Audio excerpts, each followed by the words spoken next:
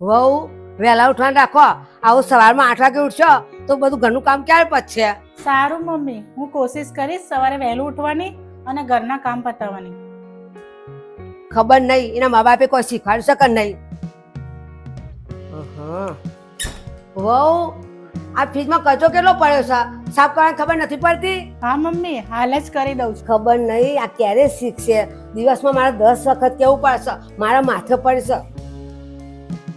બસ આખો દાડો ફોન ઉપર વાતો કરે જ જા, ઘરનો કશો કામ કરે જ નહીં.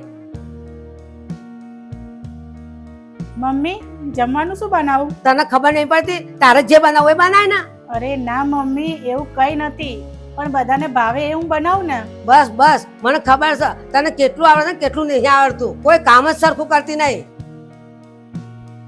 બેટા તને ખબર છે ને આજે ધનતેરસ છે એટલે સાંજે લક્ષ્મી માની પૂજા કરવાની છે. હા મમ્મી, મને ખબર છે.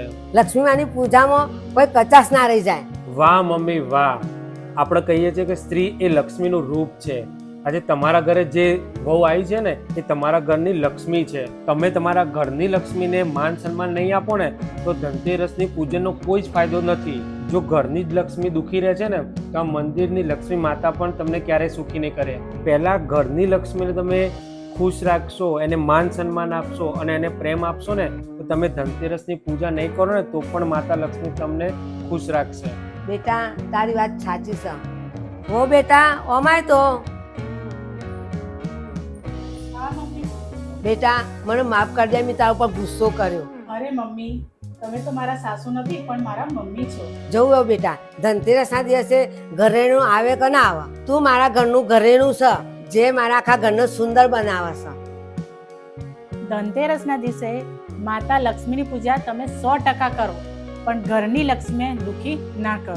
જે ઘરની લક્ષ્મીને દુઃખી નહીં કરે અને હર હંમેશા એને ખુશ રાખશે ને એને ક્યારેય બીજાની સામે હાથ ફેલાવો નહીં પડે.